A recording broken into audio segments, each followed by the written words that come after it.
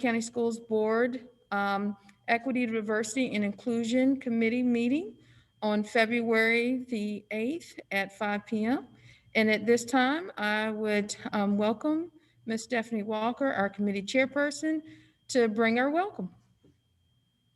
Hi, everybody. Hope everybody's doing okay. I know it doesn't seem like it's been that long since we've seen each other or talked or spoken, but I'm glad everybody's here, and I appreciate everybody coming back every time to do some good work. I wanted to kind of start off our welcome this time in celebration of Black History Month. I personally, I have a person that I really have personally come to, I don't know, listen to their advice and feel like they get me. One of my idols is Viola Davis. She's an actress, although that's not why I really like her. I do love her, but not for just that reason. She is not only the first Black actress to win the Triple Crown in her field, Emmy, Tony, and Oscar, but she also was named one of Time Magazine's in 2017 100 Most Influential People. And she has influenced me, not just for her acting skills, but for her personal journey. We have similar stories. Her acting's wonderful, but the reason that she is one of my idols is because of her personal courage, and that has led to her success. She had a very traumatic childhood, and she openly talks about that, which is something that I'm trying to come to terms with too. She exemplifies personal courage and bravery, and by leaning into her vulnerability, she has achieved great personal success, and she has turned her pain into compassion for others.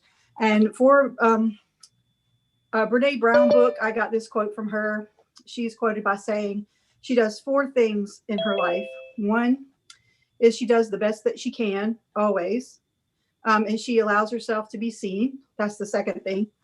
Third, she goes further. She tells herself to go farther. Don't be afraid. Put it all out there and leave nothing on the floor. And the last thing is she shares her vulnerabilities with her daughter, which is what I've tried to do a lot with mine. So I just wanted to start off by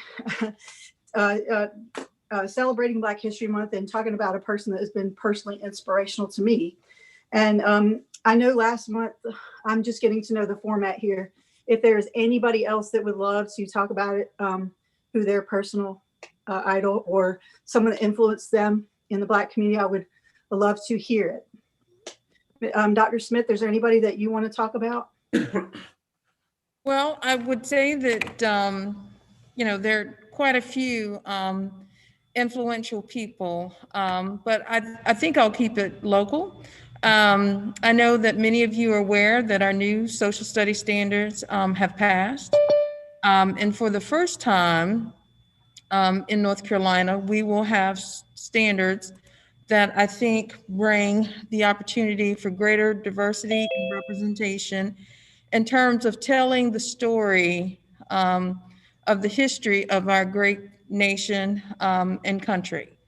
And I would just like to acknowledge and recognize James Ford in his efforts to champion that cause for not only our teachers who will have the privilege of teaching those stories and engaging our students in those powerful discussions that I know will come from that, but also in providing a voice to our children and a place and space where they are represented and they are represented equally in ways that have not transpired before. So thank you for that opportunity, Ms. Walker.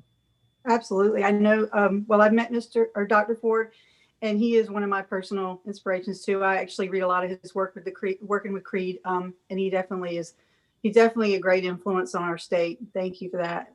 Do you want to pass it to anybody else that would love to speak? And I just want to give people the opportunity. Obviously, feel comfortable, you can do so. If not, we'll move on down the agenda. Anybody else? Well, I'm going to give a shout out to Dr. Smith, just because I don't think we would be where we are today without her leadership in this area. So I want to give that shout out. And again, I think that where we were 3 years ago to where we are right now, I think is still have work to do, but definitely we're in a different place. Absolutely. Dr. Smith has done incredible work. I agree with that for sure. I don't know if any of you are old enough to remember Maybelle Tate Newton. Mm-mm. You may know her son, Carl Newton, Mhm. and Robert Tate was her son. She also has a Robert Tate, that's her grandson. But Maybelle was assistant principal when I was at Trask, starting in '81. And then I hired Carl at Hoggard prior to that to come in as a dropout prevention counselor. So Carl and I have known each other, gosh, forever now, and have still been best friends. He did move to Penny County, got a good deal in a house. And Maybelle was like my second mother. But so that's just, you just remember those kind of people that had a big effect on you. Absolutely. Thank you, Hugh. Is there anybody else who would like to add anything to that? Right, Doc. I'll add two. Hi, Tyler. I'll add two. I think I'd be remiss if I didn't mention my wife Oh, she's and her local leadership in the Wilmington community and what she does in her very successful podcast and Instagram channel at Sincerely Letty. And then also Frankie Roberts of Link and his work on helping recently de-incarcerated people find a way in getting employment and getting resettled post-prison life. So I think that's really inspirational. Yes, sir. Yes, sir. I know Mr. Roberts and your lovely wife too. They both very, very, they do a lot of work in the community to bring about a lot of issues that don't rarely get discussed. And I've had the opportunity to listen to your wife on a couple, I think, not podcasts, but Zooms, that address a lot of the history in the area too, which I've been very appreciative of. And Frankie Roberts too, as a grad student, I got to work with him at Link. So he does tremendous work. I mean, that's work on the ground every day that we rarely get to hear everything he does, but he's had such a great influence on combating recidivism. I said that right. Anyway, anybody else? Thank you, Tyler.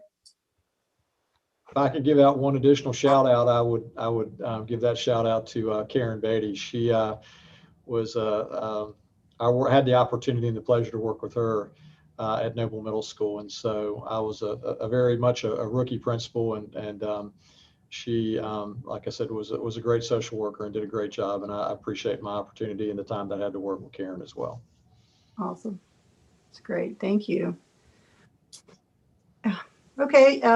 If nobody else wants to go, I guess we can go on to, do we ever do minutes? I don't think I've looked at the past minutes, but Dr. Smith. So we do have minutes and they're available for anyone who wants to review them. We haven't typically reviewed them in the meeting just simply because this meeting goes really, really quick. Yeah. But what I will say is all of this information is available at the district's board agenda website. And if you ever see anything that you think needs to be edited, added to, or deleted from the minutes, please let us know. And we're glad to take the time to review and make any necessary or needed changes. Thank you. Thank you, Dr. Smith. So up next on the agenda, we have the work group update. And just a reminder for those who may be watching who aren't familiar, we have the Equity, Diversity, and Inclusion Board Level Committee, and that's this meeting tonight. But we also meet monthly with the District Equity Work Group. And that group is comprised primarily of school staff or of school staff. And so I just want to provide just an update from our last meeting. We met last on February the 3rd. And during that meeting, we actually give an update of the EDI committee. So we went over the goals, shared those documents, talked about the tasks that we're gonna, that the EDI committee members were charged with. And then also I shared some of the data requests. So I received a data request from Ms. Kynes, and then also from Ms. Sidbury. And so I shared the types of questions that are being asked. And the committee members seemed really excited about the questions that are being asked. And then also we, in old business, talked about our work around student equity. And we now, I believe, have representation from either all are the majority of our middle and high schools. And so we have a representative from each of those schools who are identifying students, and those students are going to have the opportunity to be trained around the work of equity. And the focus there is establishing student equity teams or student equity groups at each of our secondary schools. And so we received an update. We also talked a little bit about our book study. We've got some trainings that are going on in the district right now. And so we had some conflicts in dates, so we're making some adjustments with dates. And then Susan Cole provided us an update on our social and emotional learning and what's happening with that within the district. And then Barbie Garcia provided us with an overview around our equity strategy. And we're using a tool called Miro. It was brand new to me. And it's really helping us to formulate our thinking in a very systematic way. Following that, we talked a little bit about brainstorming around how we could help to inform the folks who will be determining how the proceeds or the benefits from the hospital will come to serve the community. So we talked about brainstorming some ideas around that. And then we just overview the equity team training. We've got 24 schools that are receiving training in how to develop equity teams in their schools. And that first training was actually February the 4th, and I attended, and it was really incredible. And then the equity coach training, and that starts on February the 11th. And we will have 29 members of our school community that will be trained as equity coaches for the district. And then last, we had a presentation on our AIG district data. So there was a board presentation that was made, and then we had a discussion, maybe a little bit less presentation, more discussion around our AIG district data. And so we actually, I'm really excited to say, we have Donna Sloan who's with us this evening, and she's going to be providing a presentation to our EDI committee around that particular data set. I know there are a couple of people who were at the work group meeting who are also on at the meeting tonight, and I don't know if there's anything that you wanted to add to what I've just shared.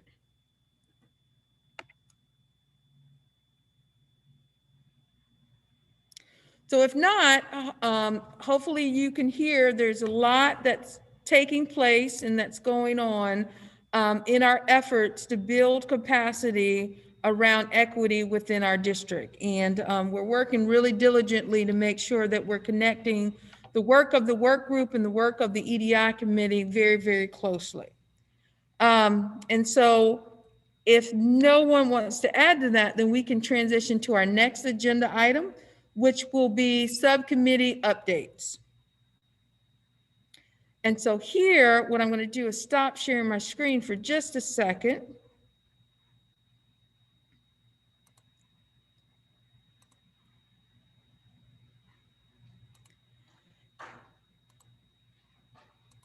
And now, let's see, got a couple of things in the chat.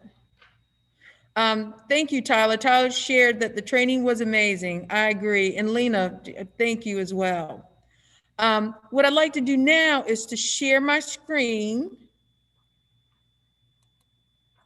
And the document you should see now is the one where we have our goals. So if you remember, we identified what our goals would be. And again, these are more universal. And then we established subcommittees, a subcommittee for each goal. And then each subcommittee was to break out their strategies or identify their strategies for their goal, and then identify whether their strategy was a short-term strategy, a mid-term strategy, or a long-term, and then have conversation around their metrics. And so what we'd like to do is to take time today just to talk about where we are. And what I'll do is I'll toggle over to this goal sheet. And so what we're going to do is ask each of the folks, let's see. to then, before we meet again, to update what they've got, the work that they've done around this particular goal. And I love how folks have put this together as more of a Gantt chart, just around the goals and around the strategy. So this is where you update your work. So we've got the goals here, we've got the strategies, we know whether they're short, mid, or long, and we've got the metrics. And so we'd like to now have our different subcommittees to report out. And so we've identified who those folks are. We still need to identify the chairpersons for each of those, but we can do that tonight as well. So we could either start with goal 1 or we could toggle around, your preference. I think that Sean and I can start if you're open to that. Okay, so who is your chairperson? We do not have a chairperson. Okay, we're working as a dynamic duo. Okay, all right. So yes, so do you want me to be here and you talk from that? Do you want to share your screen? Tell me how you want the work. Maybe it's great if you share, so then Sean and I can both participate. How does that sound? Okay, so do you want me just to operate from this first screen then? That's a great start. That's a really great start. And it gives an overview of what we're doing for goal 1. And then Sean, if you want, I can pull up our Excel spreadsheet also. So just to give a little history, Sean and I had a great exchange about starting with getting some data because we wanted to begin the process that we were asked to fulfill, understanding current district status. Because all of our systems are perfectly designed to get the results that they get. And so if we want to change the results we're getting, we want to change the way we're designing our systems. And the way Lena talked to us last month about the volleyball example, she reminded us that so much of what a child experiences at any one grade is the result of everything that's come before in that child's life. And so Sean and I took a developmental perspective and decided that in the midterm or in the short term, what would be great is for this committee right here to be able to look at a comprehensive set of data at the elementary, middle, high, and alternative schools to begin to see the system that's producing our current outcomes. We then thought that in the midterm, schools and the district could comprise or populate these data tables that we've put together in a large Excel spreadsheet. And we, as an EDI subcommittee of the board, could work with the board to set a set of goals, challenges, inequities that we've observed in the data review, things that we want to overcome. But I think Sean and I were both very open to this notion that you don't need external community members to come in and tell you how to fix inequities in the school. Educators can lead this process. And probably what's a more fitting role for us is to establish a process where schools are reviewing their data in particular categories annually. The board is reviewing those data annually. Schools are setting goals for the inequities they will overcome, and then engaging in a continuous quality improvement or some other PDSA type process that allows the schools to choose an aim for reducing an inequity, set the metrics that would be evidence that they had reduced the inequity, and develop an action plan over the course of a year. But that's how we made sense of our role. Sean, is there anything that you'd like to add to that? Because you kicked us off with a pretty powerful story that I think motivated the work. Oh gosh. Okay. So trying to remember what story that was. And switching schools. Oh, right. Yeah, certainly. Yeah. Okay. So yeah, when my son started, we were fully included in his neighborhood school, and that did not last very long, unfortunately. I mean, fortunately, we've found a very good situation, but it really highlights to me the need for buy-in across the board, you know, with the educators themselves, the administration at the school, and then the administration, you know, that's the central administration.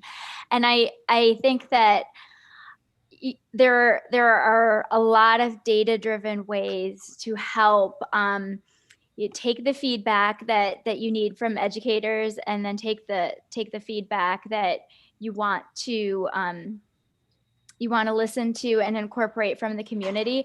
I think, and I touched on this in goal 2 a little bit too, but I think in a lot of cases, we've got a lot of good infrastructure already set up to do that. We've got school improvement teams. We have the Advisory Council for Exceptional Services. We've got family communication roundtables for with a lot of different focuses. And so I think that the district does a really great job of having that infrastructure set up. And then it's how to utilize that infrastructure and have that inform the direction. And what I really liked about what Kirsten said is, what are you measuring to? Because in the business world, we meet our metrics. If you're measured to something, you find a way to meet it, and you simply make it a priority. And I think that that's why I'm very excited about this work in general. But yeah, we looked at a lot of different ways that we could do that across the board for both disability, gender, ethnicity, and I think that a lot of the things that we will be able to do, especially the short-term things, will help just build on incremental successes. So I did really enjoy this conversation. That's great. Dr. Smith, would it be okay if we showed people the tool we created quickly? Oh, very much so. So yeah, that is why. So I'm stopped sharing my screen. So now you can share yours. Okay, thanks. Yes. And just as you're bringing that up, I've already shared that with both our executive directors, and they are in the process of gathering that data. So it may be that we go directly to schools with it, but we're already having conversations around it. Oh, that warms my heart. Thank you so much for that. So this is an overview. We're recommending a district-wide equity review to launch an annual process. So rather than a one-off, this is something that we do annually, where the board can even create a policy. The board is able to create a policy that directs the superintendent to provide a state of the schools update every year before budgeting occurs. And so that all budgeting that proceeds following the state of the schools is based on what you see in the schools. And if that were to happen, schools could begin to populate these data sets that we've created in the spreadsheets, and the district can as well. So what we're doing here in this district tab is just defining a set of metrics, in a sense, existing metrics that might help us to see patterns of variation across school. So down this left column, every school name, starting with our earliest grades to our highest grades, the grades served, proportion of folks deemed career and college ready based on state tests, different demographic characteristics of students, getting down to particular services people receive, IEPs or English learner services, gifted services, as well as the proportion of teachers teaching in field and national board certified teachers. This district spreadsheet gives us just an overview of variation in the district, because like we said at the start, our system is perfectly designed to get the results it gets. If we want different results, we've got to learn to see the system and where we can intervene in it.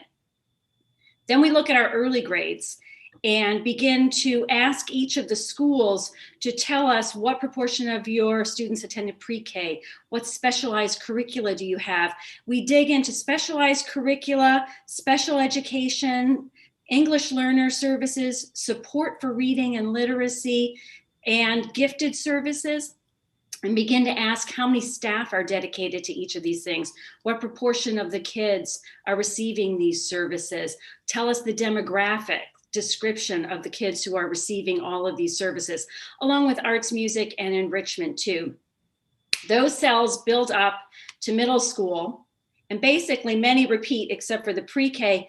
and then we add things down at the bottom. So what we realized that in middle school, and this gets back to that thing, if you want your kid to play volleyball in 6th grade, there were things that had to happen perhaps at conception that paved the way for that opportunity. We would like children's stories to not be written by the time they're 10, but at the same time, knowing that these histories build on each other, let's begin to study it here. So at middle school, we want to know who's getting into accelerated courses and how they're being identified, because what do we know about AP courses? You probably had to be on an accelerated track in middle school if you want to get into AP courses. And in order to be in an accelerated track in middle school, something probably had to happen in elementary school. So again, we just build up when we get to high school, and now we're talking about AP courses, but also specialized placements and enrichment activities that might be relevant to the transition to career. Are you able to take classes at our community colleges? Are you getting any career training, things like that? Sean, is there anything you wanted to say? Do you want me to take you back to elementary school that you can? Yeah, I think that the one thing we talked about that I just want to reinforce is certainly, especially with regards to STEM equity and preparing for those advanced classes. I couldn't agree more. The pipeline starts in middle school, but really in elementary school. And middle school is when children tend to self-select themselves out of different like math and sciences that could prepare them for the long term. And it's okay if everybody doesn't want to go into that in the future, but self-selecting yourself out at the age of 10 is not something we want our kids to do, because you want to maximize their potential and their opportunities.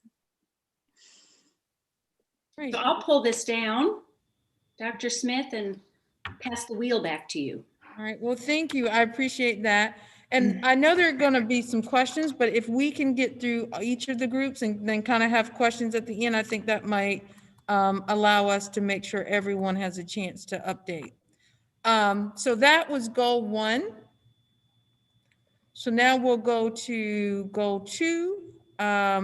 And to see if, and again, if you haven't had the chance to have the conversation, there's nothing that's wrong with that. That's just where we are. But is there anything that our folks with goal 2 would like to share?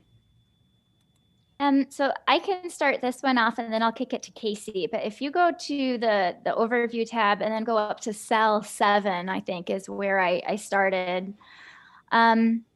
So the first few lines are just my lines, and I did specifically focus on disability equity here. Although, Sean, am I in the right place?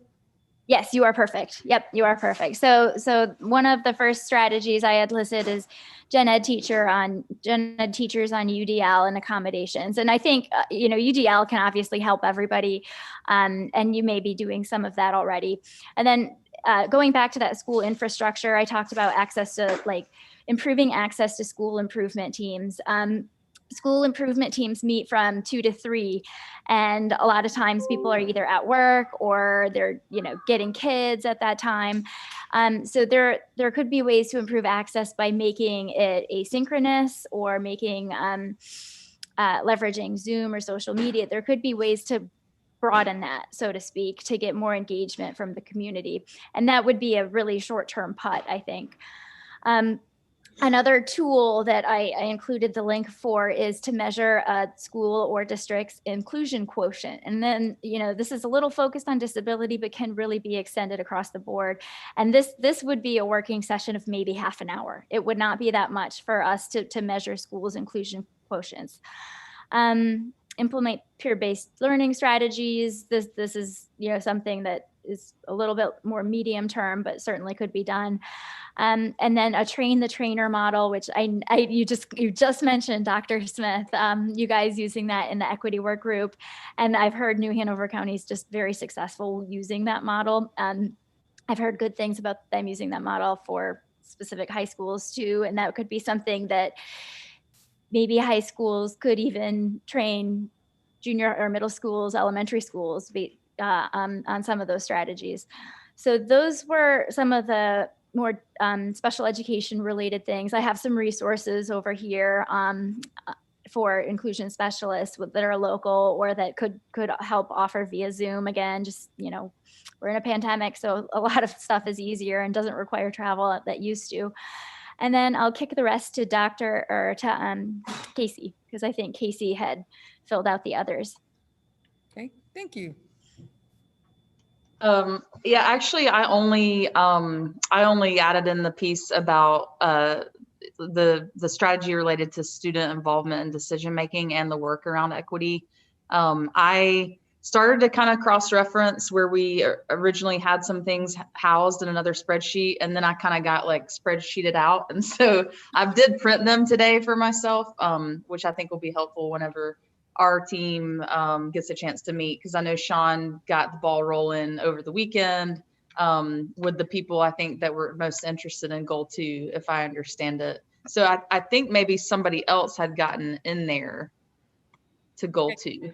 Well, and let me toggle back here. And so for goal 2, we have Al, Jennifer, Sean, you, and Mr. McManus.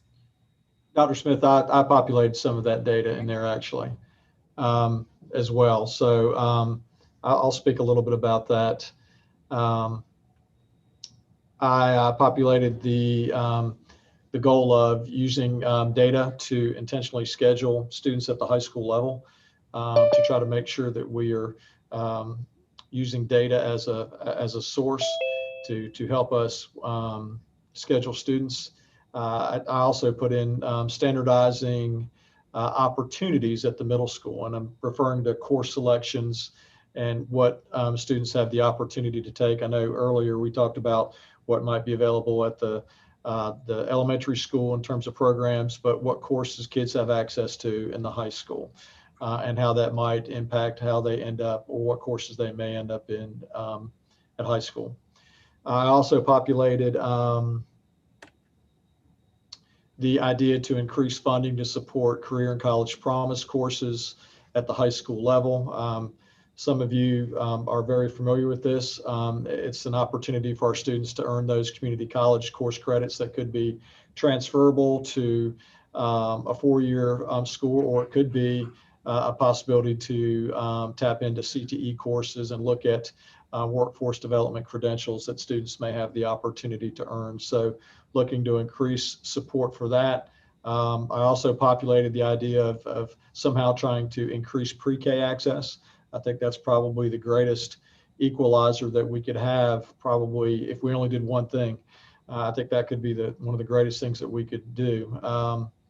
And then I also populated how we may be looking at identification for AIG. And I know that Ms. Sloan's on the call, so I won't talk too much about that because she can do a much better job than I can. But looking at how we identify students for AIG, particularly at the elementary level, where kind of most of the identification starts.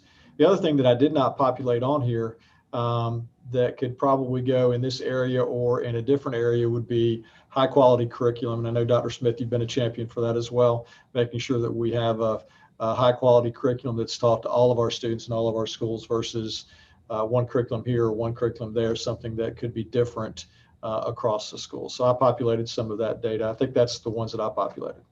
Okay, thank you. Appreciate that, Mr. O'Brien. All right, goal 3. Well, Dr. Smith, I'm on this subcommittee, and I have not had the opportunity to speak with any of the members on there. Although I did email, and I think Casey said she was not on this one. Maybe she was accidentally added. She said to me that, or she can speak for herself, but she said that she wanted to really stick with goal 2. Okay. So I guess we could remove her name, unless she, of course, wants to join, and I'm up for that for sure. Okay. I really, when I heard this goal, it said a lot to me about suspension rates, and I know I've spoken to you personally about that. I've got the long-term goal in there, which absolutely can be expanded out into short and midterm goals as well. But it to me, ultimately, looking at suspension rates in elementary schools, and my goal would be to all but eliminate them. And I know that's an impossible thing to do because there are going to be obviously exceptions. But really, what I was trying to focus more on is looking at it in the way of dealing with elementary school age children in a more trauma-informed way. And, you know, when you look at the data, I've looked at the data before. I've been to a CREED workshop where we talked a lot about suspension rates and how unequal they are in a lot of ways. And I actually this afternoon added some links in there that I wanted to expand upon later. And then the state did an examination also, and I've just added that in there. So from that, I'm hoping with our group that we can come up with some short, mid, and then obviously the long-term goal for that is reducing it as much as we can in the elementary grades. I feel like that speaks to so many aspects of what happens later on in a child's life, as far as mental health, you know, as far as, you know, dealing with that school to prison pipeline discussion.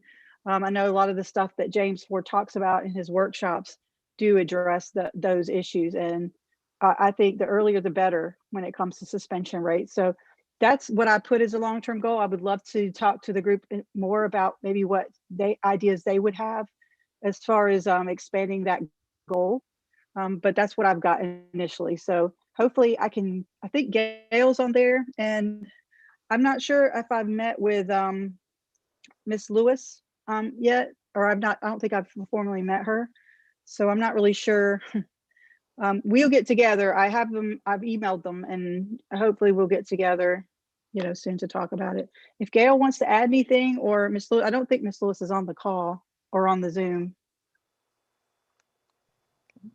I don't have anything to add, but I'm very interested in having this discussion with you, Stephanie, and with Miss Lewis. Okay, awesome. Have you, I know you haven't talked, so I'm going to ask this question kind of already knowing the answer. Have we identified who would be the chairperson for the committee? Okay. Not yet. I did put that in the email too, who wanted to be chair. I mean, you know, I'm more of a collaborative type of leader, so I don't mind if there is or isn't a chair. If you prefer, we can pick somebody, and I'm okay with that. You know, I hate to try like stick my name at the top of everything, you know, because I feel like I'm just more of a collaborative person that way. But you know, if we have to have somebody, I'm okay being up there. But we can talk about it as a group if that's okay, maybe, and we can add it later. That would be perfect. Okay. And the only reason and of course, you know, you can have more than one. The only reason I asked the question is because I'd love to be able to identify folks that will be my primary contact. And so if I need to send reminders or I need to share data, and it may be we have some data sets that maybe the folks in goal 1 are requesting, but then I share out with all the leads for all the goals, just simply because it might be applicable. So I think it's helpful, but it's definitely not necessary.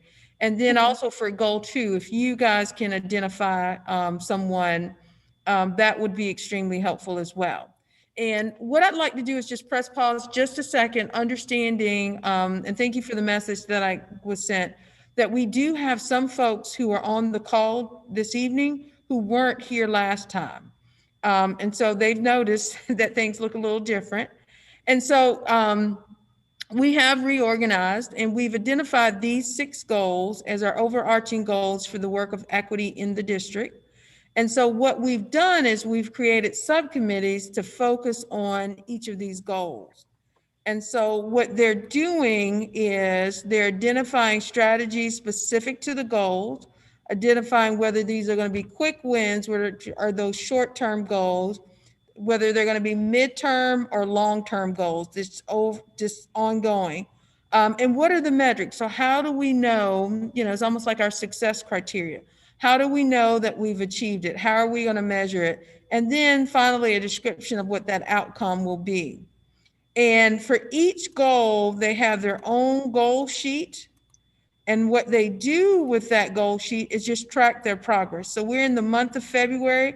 Whatever progress we have on goal 4, we'll have the strategies identified and we'll track the progress for those specific strategies.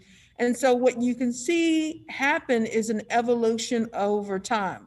So you can see what work has been done, or maybe what work hasn't been done, where we've accelerated, and maybe even where we've gotten stuck. Because we want to capture this in such a way that is transparent to the community, and it's also transparent to our members, because we know that at points There are going to be folks who might have to step away for a period of time, and we know that we're going to have new folks that we bring on board. And so we want to have some type of historical record that can show the progress of our work. So hopefully that clarification is enough to kind of catch our new folks up to speed who weren't there. And what you can do is just based on those goals, please, you should have access to this document. I do believe I shared it with everyone, but if not, you can surely send me a message in the chat. Or you can unmute yourself and say, hey, I'd like to be a part of goal 4. I'd like to be a part of goal 5, and we can add you there. Okay. So if no additional updates for goal 3, then we'll transition to goal 4. So updates for goal 4. And again, if you don't have them, that's not a problem. It's just the reality of where we are right now. Okay, I'm gonna start sharing what I added. We didn't have an opportunity, Rachel and I, to meet, but this came from the different discussions and from the goals that we start setting on the culture committee.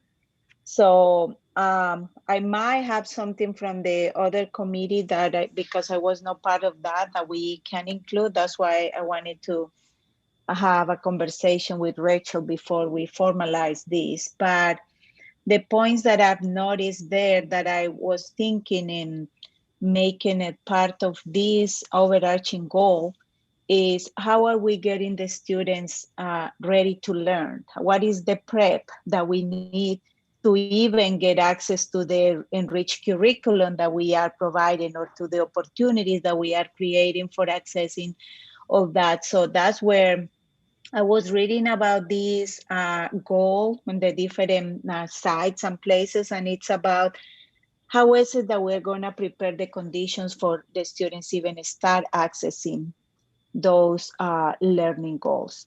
So from that standing point, I'm thinking on the mental health part that we talk about, that we've been discussing across the school settings. And I know there is a lot already ongoing with the different social emotional curriculum that we have in place. It's a matter of, checking over the things that we already have and the county already has and see how the things are going and the access that the different parts of the school system have and, do some checking on that.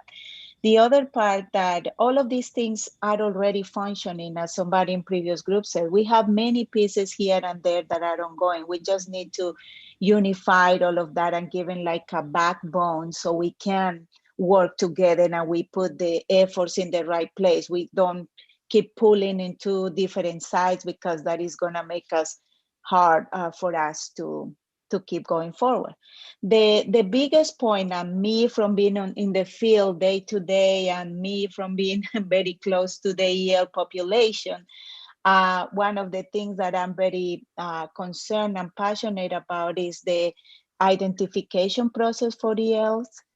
Sometimes because the people in charge of this identification process don't have the knowledge on dual language acquisition or bilingual education, it's very easy to identify a child that the problem is the language, not the concept of it, so they can just identify the child as going the easy route when what the child needs is more time accessing the language. So is a very delicate line there that we need to strengthen, and we need to make sure that we put in the right personnel doing the right assessment so we identify where the real needs are and we don't end up pipelining ELA students through the easy route just because they don't understand the language. So it's something that I think is one of the conditions to provide or to make it equitable for everybody to access the learning. The other part that I was writing there, and this is still very raw, we need to work a lot on determining, creating the strategies and giving it all the metrics and needs and things that need to happen. The last part is the parental involvement, coming back from me on getting the students ready to learn. this has been especially meaningful this moment with the pandemic and everything, that how much the parents don't know, and how much the parents can provide the children or help support the children in different conditions, not because they don't want to, it's not because they can't. So how we going to help these parents have access to basic things that the students have on daily basis, and how we can create these conditions for parents to be better prepared to support the kids and help them be more successful in school. So this is just, as I said, very raw ideas that I just put there. I'm trying to mature them with all you guys' input. Okay.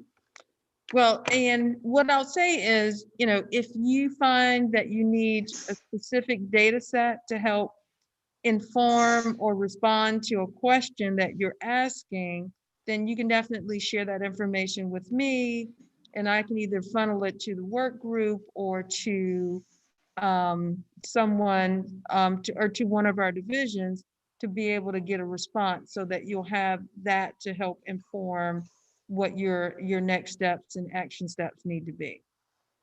Okay, thank you. Yes, ma'am. Thank you. And then up next, we have goal 5, equitable resource distribution. So if we could have someone from that committee respond.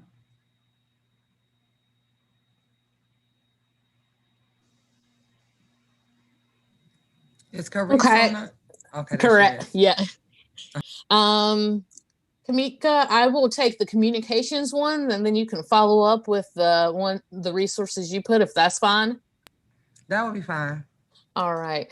So me and Ms. Sidbury had a discussion last week, and it was very good to talk with her, because we both came at this equitable resource distribution at 2 different angles. I, with the communication background, was thinking this was solely about our communication resources and how we communicate those resources to our families. But then she came in with this more of a school-based resource. So I'll talk about mine from the communication perspective, and then I'll allow her the expertise in what she was talking about, discuss hers. So everything that I feel like we're doing comes down to communication, letting families know about the resources available to them, letting them know when things are happening, what's happening, and communicating it as openly as possible.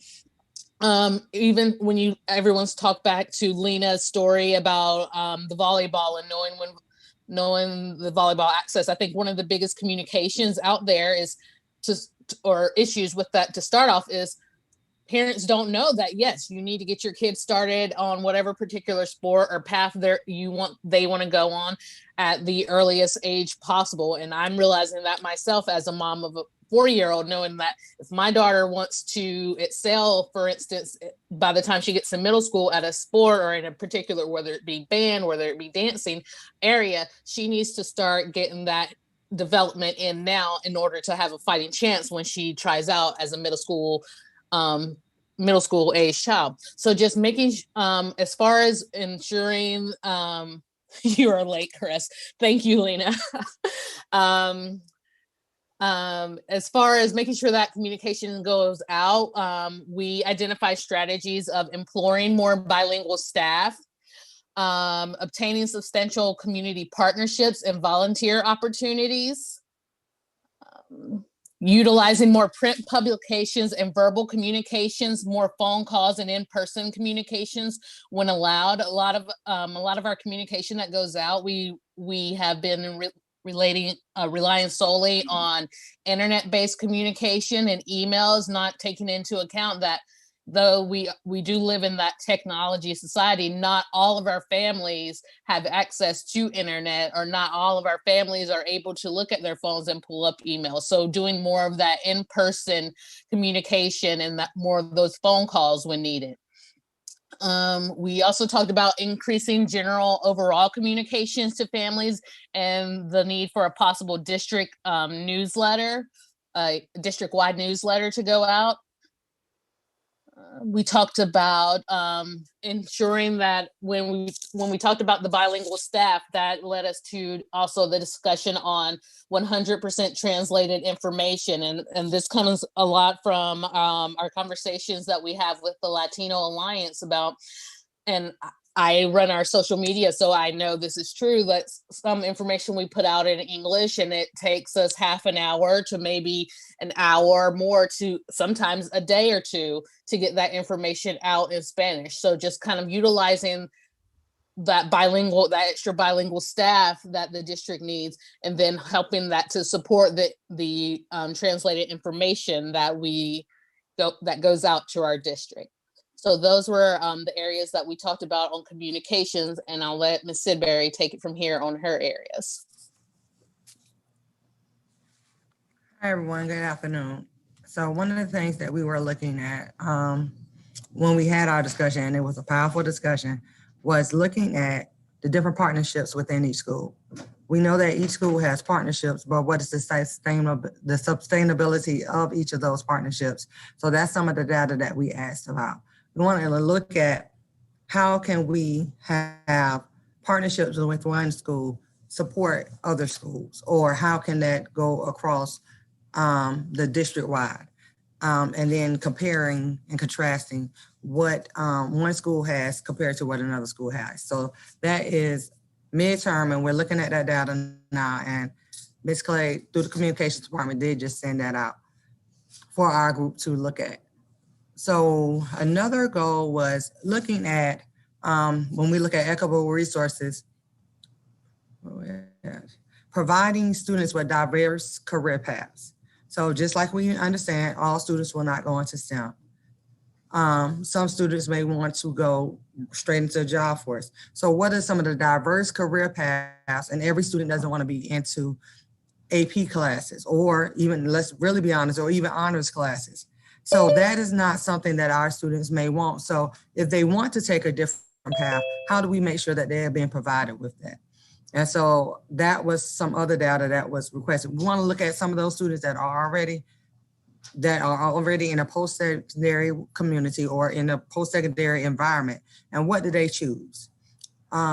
If they didn't choose to go to a four-year college, or if they didn't choose to go to community college, or if they went straight to the workforce, like what career or what path did they take? And so what the success is, and how can we guide students to ensure that they are meeting those post-secondary career goals or educational goals. One other thing we looked at is, if students participate in specialized programs, how much is it costing them out of pocket? So there are many specialized programs within the county. What are the allocated and what are the funds that students have to come out of pocket to take part in those programs? In addition to, going to school or whatever else. And so is that cost prohibiting certain students from being a part of those programs? And if so, there should be fines allocated to the side for students, regardless of what income or socioeconomic income they have, to partake in those programs. I think the last thing was to diversify certified staff representation to at least match the school student population. So, and I think this was our longest conversation right here. So that's why that word "at least" was there. So what we want to do is look at the staff, look at the student population, diversify to where it kind of matches the student population. And maybe this is more so of a long-term goal, but it takes where you have to take your current population or even your students, and that's where it goes into diversifying the human resources or looking at community teaching.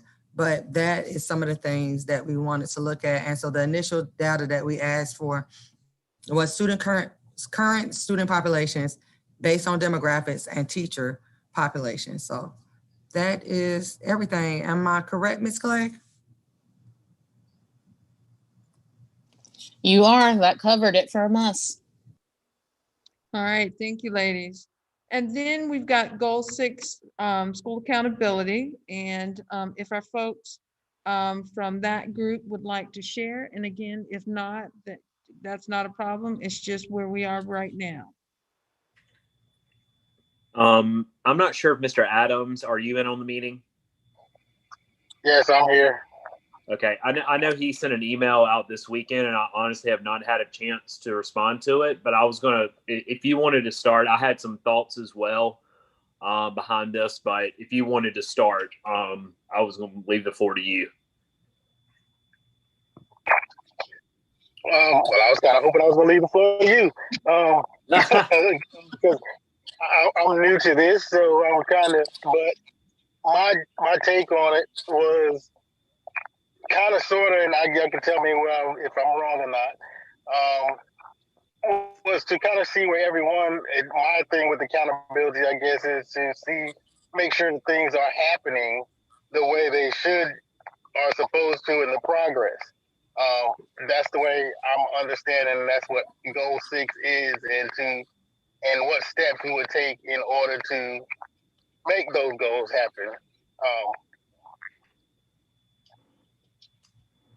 That was my take on what our goals were supposed to be, and that's why I was reaching out to the other members of my team to make sure I was on the right track.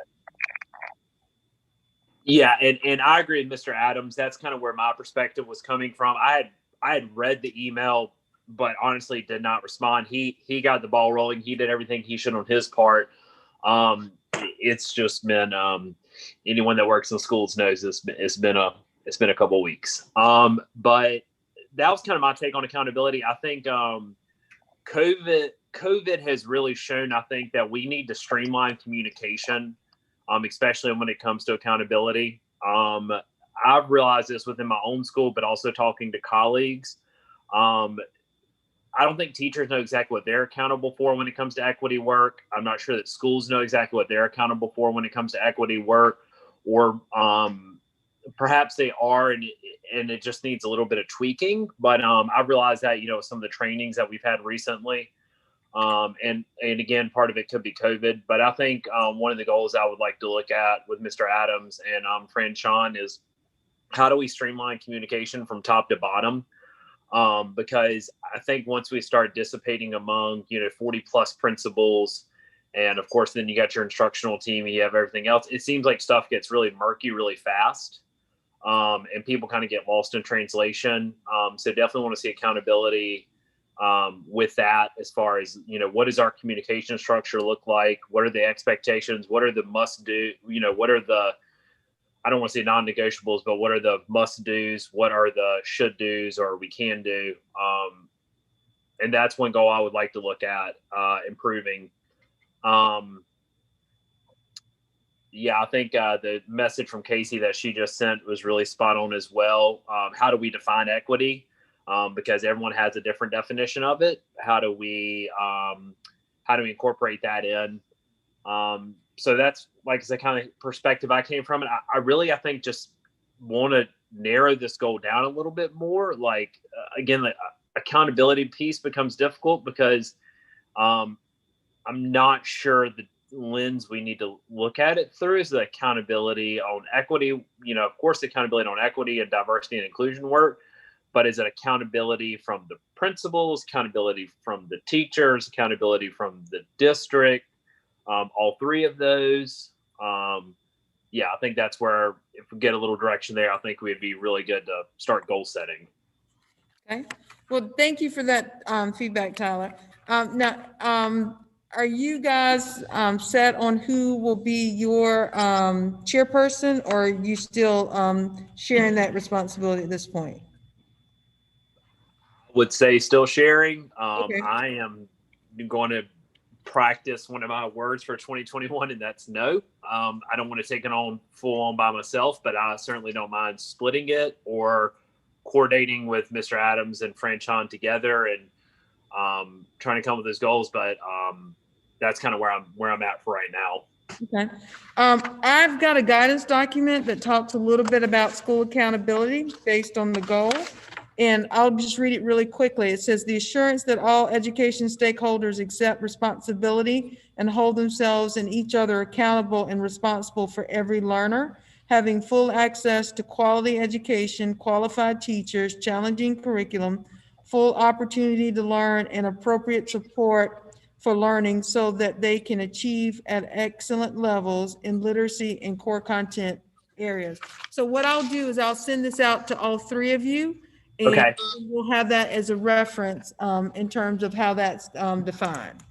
Okay. Now, is this something that principals have seen and been held accountable for? No, this is where our goals are coming from. So this is coming from the Intercultural Development Research Association. So Okay. where we curated our overarching goals, this is the resource that gives you more information. Gotcha. Okay. Thank you, Dr. Smith. Mm-hmm. All right. Thank you. Yeah, you're more than welcome. So thank you, subcommittee folks, for sharing that out. And what I'd love to do is give just a little time and space for maybe some burning questions that you may have. I know that some people did populate a couple of things in the chat, and that's wonderful, because what I'd like to do is save as much time as we can for our AIG presentation, but I do not want to move through this too quickly. So questions or clarification that folks may need.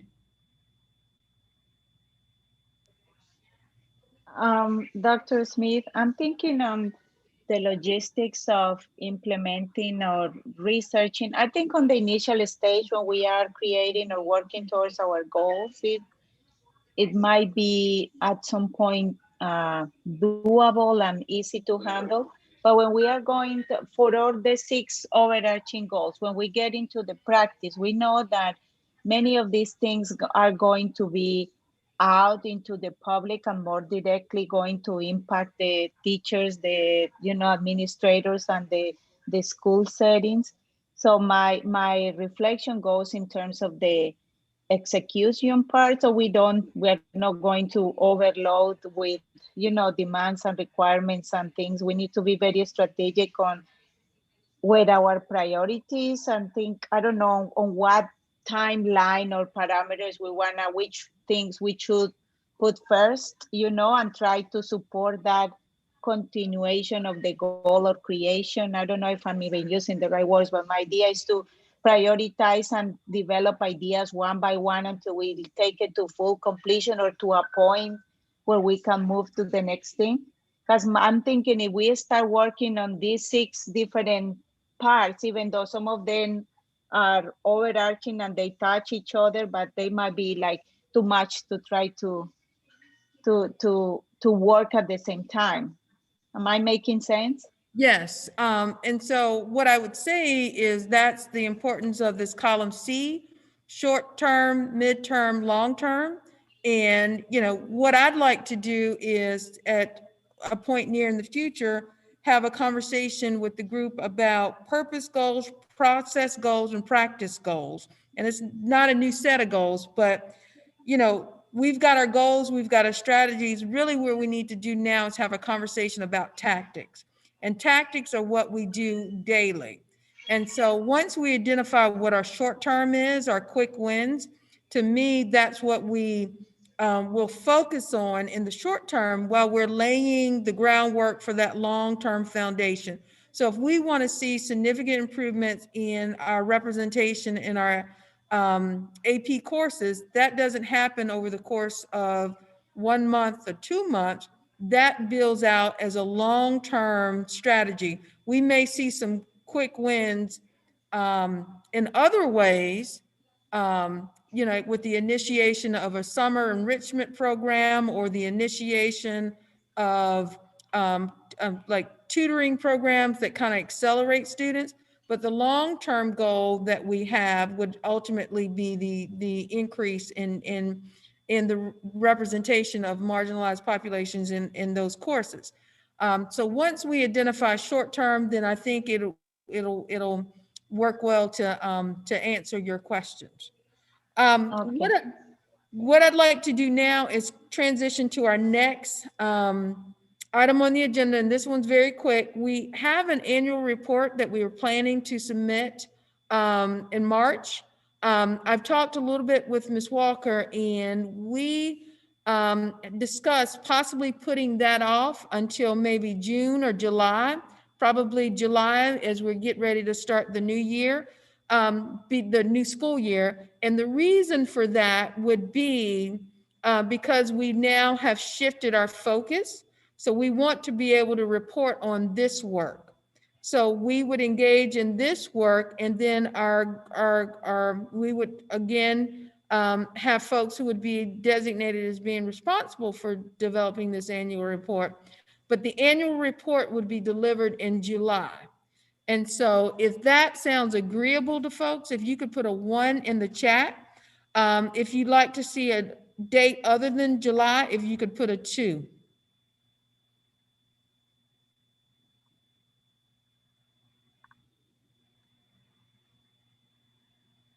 Okay, so it seems like folks are in agreement with that. So thank you for that. I appreciate that really quick feedback. And I think there's a question from Rachel about, has there been a discussion about the number of people in subcommittee? I don't think we've gotten to that point. And again, folks can definitely be in more than one place. And then I do believe we still have some members who are not necessarily assigned at this point. Okay. So what I'd like to do at this point without any further delay is I'm going to stop sharing my screen, and I'm going to turn it over to Ms. Donna Sloan. She is our AIG supervisor for the district, and would love for her to speak for just a few minutes in terms of sharing the district's data around enrollment or identification for students in our district, and then give a few minutes for questions before we close with Mr. McManus. And the purpose of the presentation really today is just for information. We want to make sure that you're aware, and then of course you can use this as a part of your data set in the work that you're doing. So Ms. Sloan?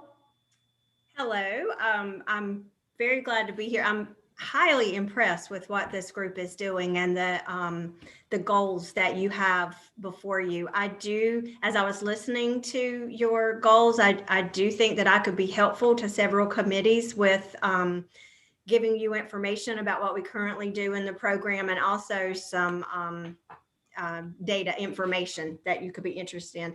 So I'm going to share some AIG demographic data with you.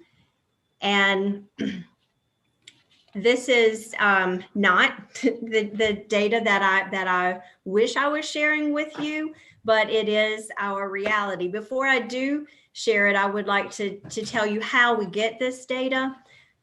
We have a fall and a spring testing nomination windows every year. We haven't had those. We didn't have one this fall. We didn't have one last spring due to COVID. So our numbers are down.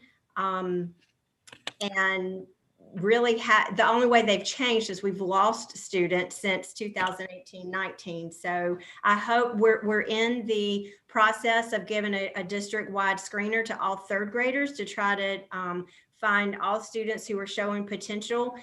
Right now, that's going on in the schools. And we also have a DPI head count each fall and spring. And some of this data has come from that. So I've broken this in, this data is broken into 3 areas. It's elementary, K-5, middle school, and high school. So there are 2 slides for elementary. This side, the left side of the screen, this is the overall school. This shows the total ethnicity in the school. And then on the right side, it shows the overall AIG data by demographics. And what this shows, this is what percent on the left side. So 125 students at Alderman, that makes up 44% of the total population. When you look at over on the right side, the 7 white identified students make up 5.6% of the white ethnicity group at Alderman. So this is, as you can, it's easy to see where our issues and disparities are. And Miss Sloan. yes. Hey, sorry, I hate to interrupt. And the only reason I want to ask is because I teach at Alderman. Yes. And I have 2 students that are African American that receive AIG services. My question is that number, does it include students that receive perhaps are not AIG identified but receive AIG services? No, and Okay. there are students at all schools who are not identified but are receiving nurturing services. Gotcha. Okay. Yes, thank you. That's a very good question. So let me move to the, and you know, one of the things while this side it's blaring in our faces what we see, I think if you look and where you look at Coddington and you know, 2 students identified makes 6.6% of the ethnicity. That's they're 80% to start off with, white students.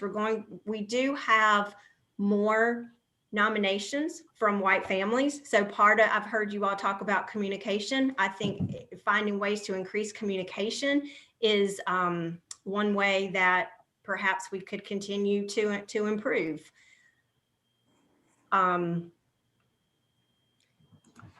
This is the other half of the elementary schools.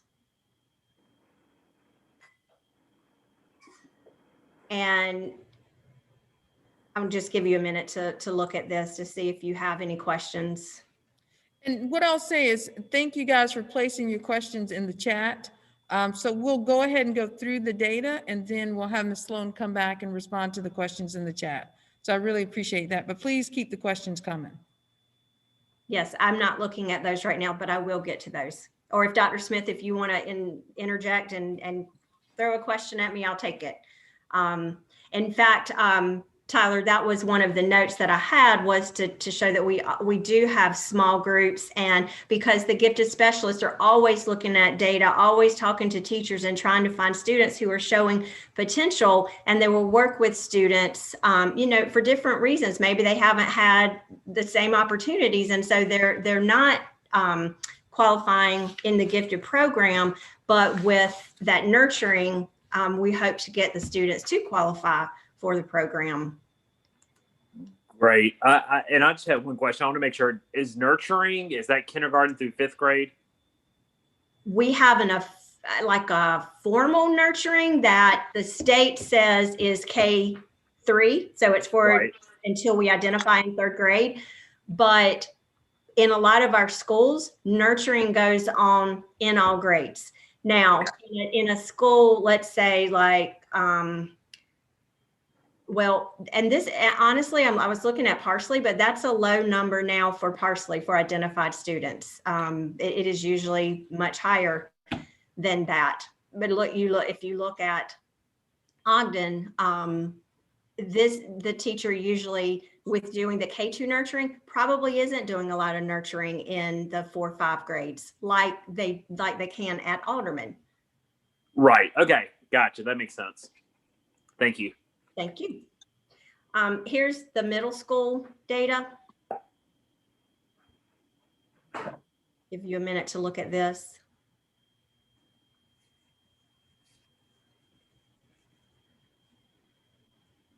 And again, you know, looking at the numbers that we have, there's definitely an issue and things that we need to work on. And I know it will probably sound ironic to a lot of you, but we have a very strong gifted program. And maybe the strength in that is in how we are meeting the needs of gifted students.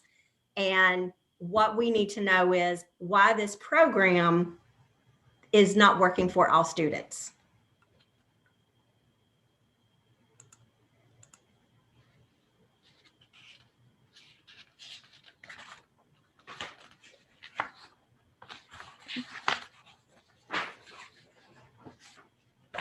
And I can go back to some of this data, but I did want to share with you some things that we are doing, and I'll go through these quickly because I understand that you had some questions, but all teachers who have gifted students in their class take the New Hanover County AIG credentials, and this is training beyond what they would get in a typical teaching degree, so that they know how to identify students and they know how to serve students who are gifted.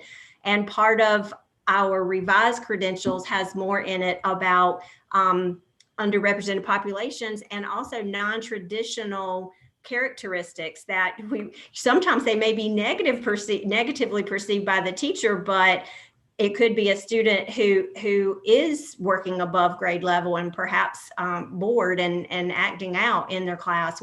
This equitable use of data, this is one of the things that I'm most excited about. We've always used data in the past that could be comparing kids nationally, at a state level, or even within our district. But we wrote into this current plan, which should have been into full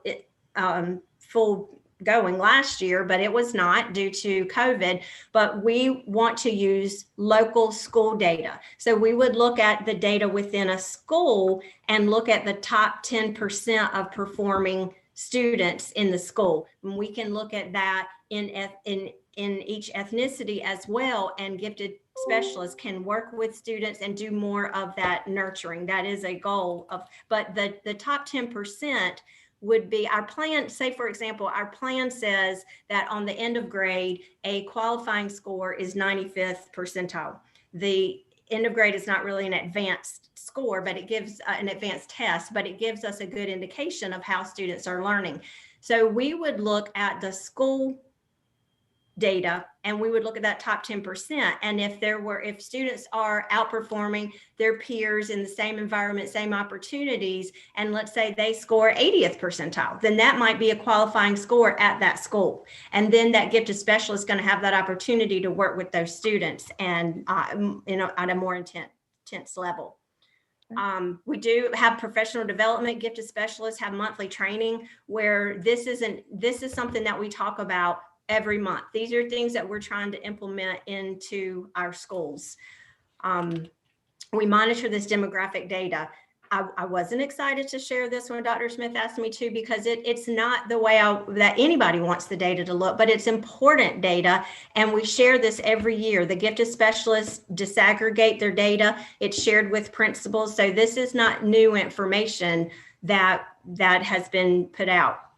We are intentionally seeking nominations for underrepresented populations. And that kind of goes with talent pools. Any time a teacher says something to a gifted specialist, or they're looking through data, anything that they see for a student who might have potential, they add them to this talent pool, and they're consistently going back and checking on the student for potential needs for more of a challenge. And then again, I think we talked about with Tyler's question about the K-3 nurturing program.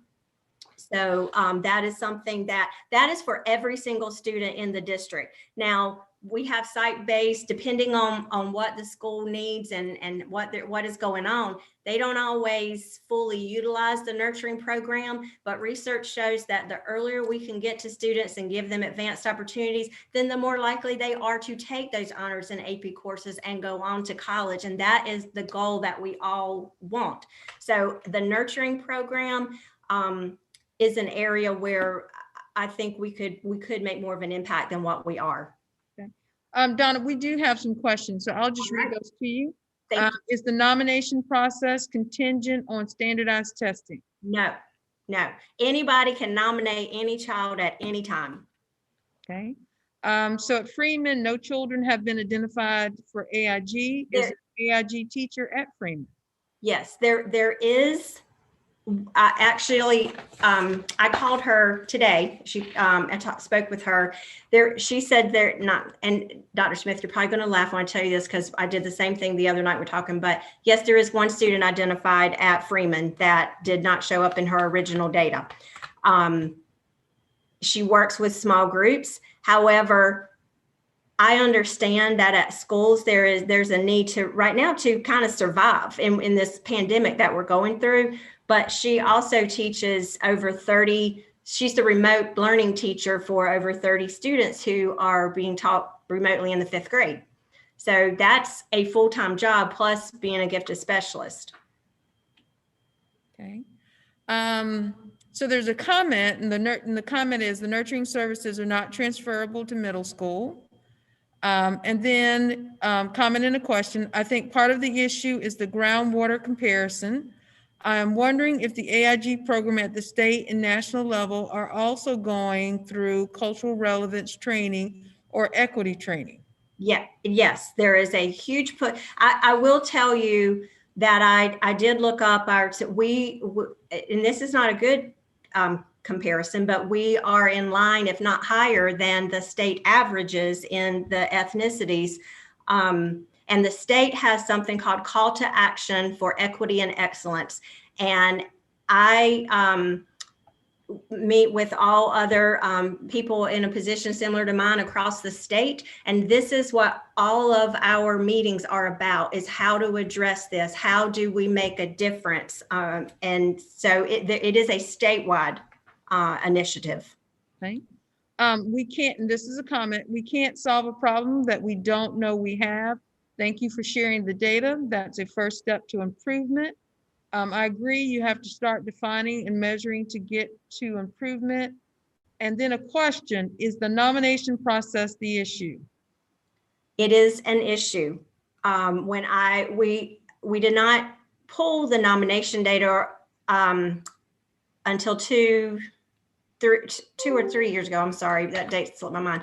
So last year was the 18-19 year was the first year we collected nomination data, and overwhelmingly more white children were nominated than any other ethnicity. And so last year would have been, finding that would have, we hoped, that's why I'm so disappointed in this data. We hoped that there would be a big change because we realized an issue and thought if we could be more intentional in seeking the number of nominations that were more in line with the school demographics, that then the outcomes would be different. Okay. The metric tool is the issue. It's too foreign for the majority of students. Some agreement with that. And a suggestion that the nomination process be reviewed, as well as the metric tool being reviewed. What metric tool? Well, I'll let, I think, Lena, that was your response. Do you want to? I'm thinking right now the COGA testing. I have the chance to work very closely with my colleague, the AIG teacher from the school. And we agree that some of the questions, the way that they are formulated is just, the students are not familiar with the language. And that is true for standardized testing in general. So hence my comment, the students who are not good test takers, they don't have a chance. It doesn't matter how smart they are or where their smartness is. If they are not good test takers, they don't follow the nomination. They don't fall into the category of AIG students. And a lot of times that is true, but we are working more closely with ESL and trying to use language acquisition, because what you were saying earlier is something that we have been talking about and trying to work on. And even though the numbers are not where we want them to be, because we have been intentional in looking at other data, we have had an increase in identification with Hispanic students. Okay. And we've got a shout out to using the REI language, and that's in reference to the term groundwater. And then also just appreciation for the honest and raw data being shared. Often when folks present data like this, they will lump together people of color so that the data looks and presents itself very differently. So we do appreciate the honesty and the openness here. And then holistic assessments for AIG can use a mix of tests, schoolwork, social interactions, creative and arts participation, and community service. And so that was a comment. Dr. Smith, can I address that and say that we do not use just a test, that we have multiple indicators. It's kind of like a portfolio. So it would be possible for a student to qualify without a qualifying test score. So we do look at multiple indicators. And that is where I think my frustration comes in, because I hear a lot of good ideas that people are giving, and they may think of them, they may come from research, but most of them we are trying. And I know change takes time. Well, I've got a book by William Bridges that talks about change occurring actually very quickly. So change occurs quickly. It's the transition that takes the time. I should have known you'd have a book, Dr. Smith. Yeah, I've got plenty of books. You've been in my office, you know. So then another question, are there children on IEPs and 504s in our academically gifted program? Yes, there are. Could it be, I'm sorry? Those are twice exceptional students? Yes. And could it be more white parents see AIG as title than others? It could be that some parents sitting around the soccer field care to say that more than others. I am pretty sure that is true. And I think that the opportunities that the children get, whether they're in a nurturing group or they are identified with our specialists, those advanced opportunities, I don't know that everybody in the community realizes the importance of those for their children. It's just like you were talking about with the soccer. The earlier that you can to learn those things and get those for your children, then the more prepared your child is at that level. Yeah. All right. Well, Ms. Sloan. Dr. Smith, can I make a comment real quick? Yes, ma'am. Okay, I'm sorry. And I don't, no, you're the fine. reason I think I'm asking the question is I had two sons. Well, I have one son, and he was actually labeled AIG. However, when he got into middle school, he was placed in a class and he did well. And he was labeled AIG, but it was like, it wasn't as enforced as it would have been if he was another child. And so that's what I'm saying when it comes to when you have students who have the AIG label in elementary, even if they're in nurturing, but that's still something, they have higher skills, so why not place them in certain environments? And when he got in high school, he didn't receive any services. He didn't receive any supports. And even I asked about it. And it was like, okay, well, we don't do it as much here. And so that's why I say sometimes it's a big gap within it. He graduated in 2019. And so this is not a long time ago or anything like that, but it may be some gaps within the data, some gaps within how these children are being treated within the system when they go from kindergarten to 12th grade. And we have to look at all of those elements. You are making very valid points. And in the high school, we have 2 teachers who are shared between 4 high schools, and they have about 1,200 students on their roster. Not that they shouldn't have met with your son. Somebody should have met with your son, and he should have had what we call an academic blueprint that followed him through high school and the opportunity to meet with those specialists. Yeah. So just kind of I think the last question we have was about the training. And so our AIG teachers do receive training in how to identify students. I think Ms. Sloan shared that, monthly they receive professional development, and part of that is in regards to that process. So Ms. Sloan, I want to thank you for taking the time to share this data. We will make this available to all of our subgroups subcommittees, so that you can use this as a part of your data. And if you've got any additional questions, please forward them to me, and I can surely forward them to Ms. Sloan, and then I can get a response back for the group in its entirety. And so thank you again for sharing this very, very valuable information. My pleasure. We are very close to 6:30, and so at this time, I would ask Mr. McManus if he would not mind closing our meeting out for this evening. And I apologize. I lost internet. I sent a text to Walker. Did she cover for me, or did she just ignore it? Well, I saw you when you came back on. I said his timing is just perfect. Hey, I said something to somebody. Thank you. Just a couple of observations. I'm new. I'm I thought I was really good. I didn't open my mouth a lot, which is hard for me. As was said earlier, I think that we are in a survivorship mode, which makes it an extreme challenge to discuss a lot of things we're discussing. From whence data and all that information at this time would not be even accurate, I'm afraid, in some instances, but we can't stop what we're doing, but it is a survivalship. I'm data driven. A lot of people are. And so I think it's important that we extract all the data we can. I'm not sure we need to do it annually. Maybe we could do it shorter if that data would be available and or you think it might change. Let's say every 6 months or whatever, a quarter. Data doesn't have to have personality, and data doesn't have to be a good speaker. It's not anyone's interpretation. It is specific data, and it's driven. I got to ask you a question.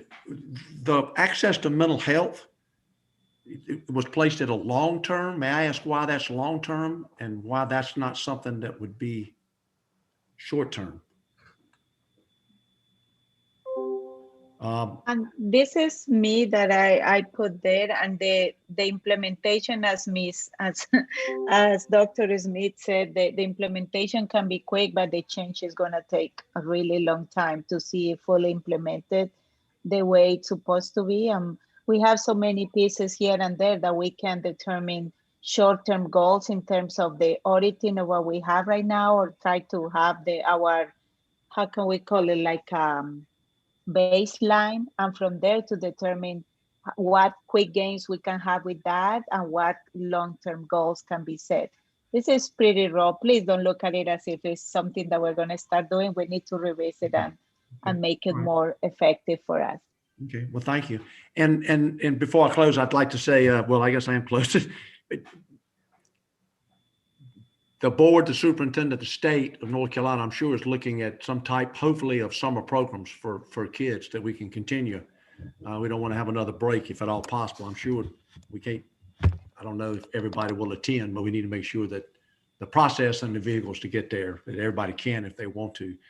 So I would like to know if that's something you might want to, next time we meet, discuss as an equity issue that could be another immediate in place to talk about something in the summer programs to help all these students, and or maybe pick out certain students. But again, really appreciate the input today. I'm still learning, and I don't know everybody as well as Stephanie. She reminds me of that a lot, but in a positive way. So, and I don't have a big background like she does. It looks like some pretty garden somewhere, but appreciate your time. It's time to go. Thank you, Dr. Smith, and thank everybody for what they do, and onward and out. So thank you very much. Y'all have a great rest of the week. All right. Thank you to everyone. Our next meeting is going to be February 22nd at 5 p.m. I'll send out a reminder for that. And I appreciate all of you. Just please encourage you to continue your work. If you have any questions, please do not hesitate to reach out. Thank you so much. Thank you. Thanks, everybody. Thanks, everybody.